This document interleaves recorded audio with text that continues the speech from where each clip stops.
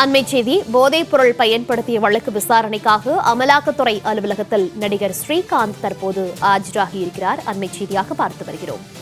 விசாரணைக்காக அக்டோபர் 28ஆம் தேதி ஆஜராக வேண்டும் என சம்மன் அனுப்பப்பட்ட நிலையில் அவர் இன்றைக்கு இடி அலுவலகத்தில் ஆஜராகியிருக்கிறார்.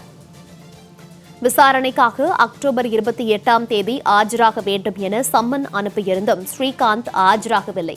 இந்நிலையில் இன்று அமலாக்கத்துறை அலுவலகத்தில் விசாரணைக்காக நடிகர் ஸ்ரீகாந்த் ஆஜராகியிருக்கிறார். அண்மை செய்தியாக பார்த்து வருகிறோம். விவரங்களோடு சிறப்பு செய்தியாளர் ராம்குமார் இணைப்பில் இருக்கிறார். ராம்குமார், வணக்கம்.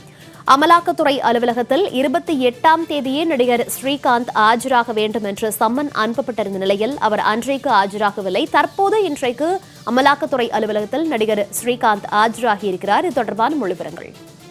போதைப் பொருள் விவகாரத்தில் நடிகர் ஸ்ரீகாந்த் அமலாக்கத்துறை அலுவலகத்தில் தற்போது ஆஜராகி இருக்கிறார். நுங்கம்பாக்கத்தில் உள்ள குஷ்குமார் சாலையில் இருக்கக்கூடிய அமலாக்கத்துறை அலுவலகத்தில் தற்போது ஆஜராகி இருக்கிறார். கடந்த 4 மாதங்களுக்கு முன்பு சென்னை நுங்கம்பாக்கம் காவல்துறையினர் மெத்தபெட்டமைன் என்ற போதைப் பொருள் பயன்படுத்தியதாக நடிகர் ஸ்ரீகாந்த், ஸ்ரீகிருஷ்ணா ஆகியோர் கைது செய்யப்பட்டனர். அவர்களுடன் 27 பேர் கைது செய்யப்பட்டிருக்கிறார்கள். இந்த விவகாரத்துல குறிப்பா நடிகர்கள் மெத்தபெட்டமைன் பயன்படுத்திய விவகாரத்துல சென்னையில் இருக்கக்கூடிய பல்வேறு நடிகர்களுக்கு மெத்தபெட்டமைன் போதைப் பொருள் விற்பனை செய்யப்பட்டதாக புகார் எழுந்தது. அதன் அடிப்படையில வழக்கு பதிவு செய்து 27 பேர் கைது செய்யப்பட்டனர். இந்த போதைப் பொருள் விற்பனை விவகாரத்துல சட்டவிரோத பண பரிமாற்றம் நடைபெற்றதாக கிடைத்த தகவலின் அடிப்படையில அமலாக்கத்துறை நடிகர் ஸ்ரீகாந்த் மற்றும் நடிகர் ஸ்ரீ கிருஷ்ணா ஆகியோருக்கு ஏற்கனவே சம்மன் அனுப்பப்பட்டது. கடந்த 28ஆம் தேதி நடிகர் ஸ்ரீகாந்துக்கும்